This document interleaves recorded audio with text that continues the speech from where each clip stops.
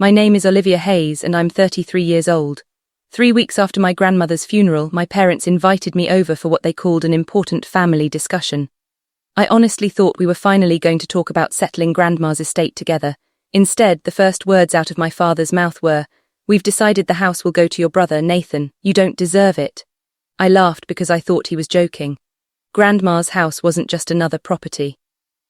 I'd spent nearly every weekend there for the last 6 years after she developed arthritis. I drove her to doctor's appointments, paid her utility bills when she fell behind, fixed broken appliances, and even postponed my own vacation twice because she needed surgery. Nathan rarely visited. Sometimes months passed without him calling, yet my mother looked me straight in the eye and said, "Nathan has a family to support. You have a good career. He needs the house more." That sentence felt like someone had erased 6 years of my life.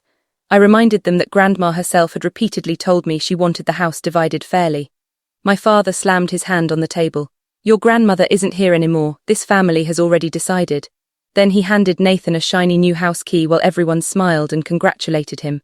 I stood there completely stunned. No one had shown me the will. No one had mentioned an attorney. They simply expected me to accept their decision and walk away. As I reached the front door, my grandmother's longtime neighbour, Mr. Walter Brooks, quietly stepped outside behind me. He looked around to make sure no one was watching before slipping an old folded document into my hand. His voice was barely above a whisper. "Your grandmother asked me to give you this if anyone ever told you that you didn't deserve her house." I unfolded the yellowed paper just enough to see one sentence typed across the top. Property deed, registered owner, Margarethays, beneficiary Oliviahays. My heart started pounding if that document was real. Then my parents had just made the biggest mistake of their lives. I didn't even wait until I got home. I sat in my car with the folded document shaking in my hands. Mr. Walter Brooks knocked on my window a minute later. "Read it here," he said quietly. "Your grandmother told me your parents might try to take it if they ever saw it."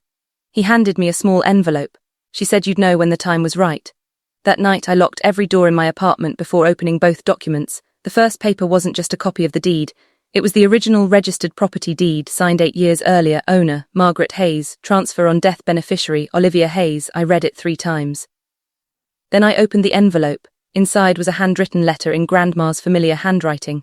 "My sweet Olivia, if you're reading this, someone has already told you that you don't deserve my home." Tears filled my eyes. She knew she had expected this. The letter continued. "I watched you spend 6 years caring for me while everyone else was too busy. You never asked for money. You never asked for this house. That's exactly why you deserve it." Then came the sentence that made my stomach drop. "Your father will probably tell everyone he has the authority to decide who gets my house. Doesn't, because I transferred it directly to you years ago." My heart started racing. Years ago, Grandma had legally protected the house long before she passed away. She had seen this coming. At the bottom of the letter was the name of her attorney, Rebecca Lawson. The next morning, I called her office. When I introduced myself, the receptionist immediately transferred me. Rebecca answered personally. "Been expecting your call. Have. Your grandmother instructed me to wait until someone challenged your ownership." My hands tightened around the phone. "So, the deed is real," Rebecca smiled softly. "It's absolutely real. Your grandmother legally filed it with the county almost 8 years ago. No one, not even your parents, can override it." Before ending the call, she said one more thing. "There's another document your grandmother wanted you to have." "What document?" "A recorded statement." Said. Rebecca paused. "Only play it after your family tells everyone the house belongs to Nathan." I looked at the invitation for the family celebration my parents had planned that weekend. They were about to announce Nathan as the new owner. They had no idea. Grandma had planned one final surprise. Saturday afternoon, my parents gathered nearly the entire family inside Grandma's old house. My mother had baked pies, my father poured champagne, and Nathan stood proudly in the living room holding the house keys as if he had already owned the place for years. My father raised his glass and smiled. "I'm happy to announce that this house will stay in the family through my son, Nathan." Everyone applauded. I stayed quiet, then I slowly stood up. "Think Grandma wanted everyone to hear something before we celebrate." My father frowned. "What are you talking about?" I placed a small portable speaker on the dining table. "This." I pressed play. Grandma's voice immediately filled the room. "If you're listening to this, then my family is probably arguing over my house." Room went completely silent. "Richard," she continued, calling my father by name, "if you're telling people that you chose who receives this house, you're lying." My father's face turned pale. Grandma continued. Years ago, I legally transferred this home to Olivia through a recorded transfer on death deed.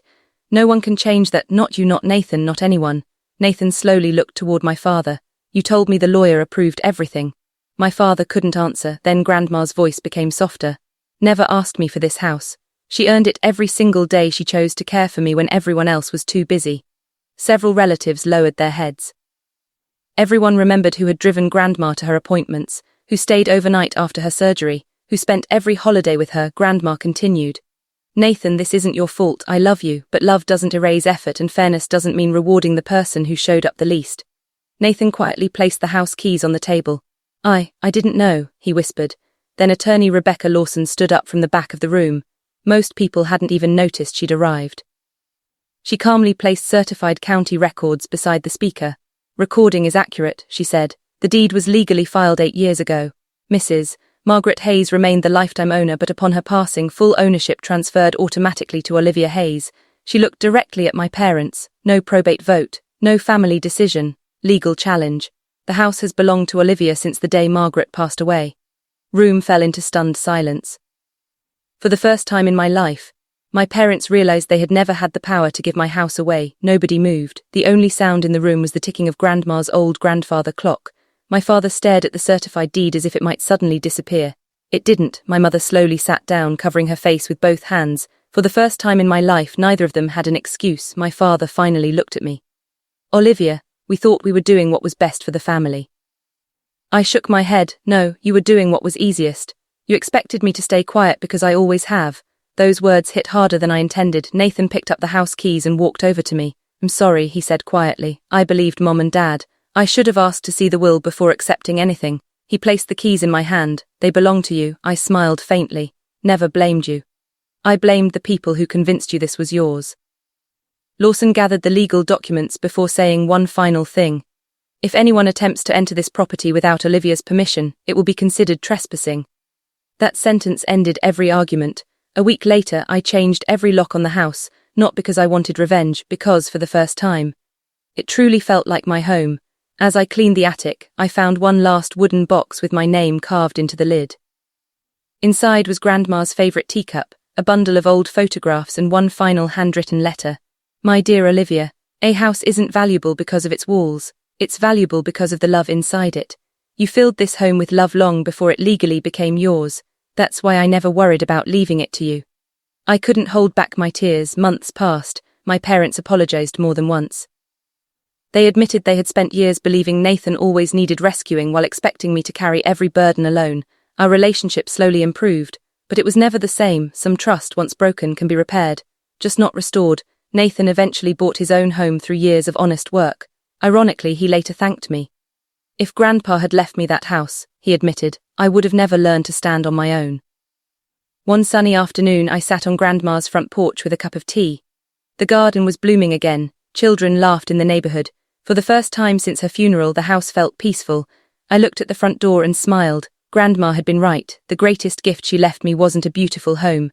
It was the confidence to stand up for what was already mine, and sometimes, the strongest proof that you deserve something is the person who knew you best making sure no one could ever take it away.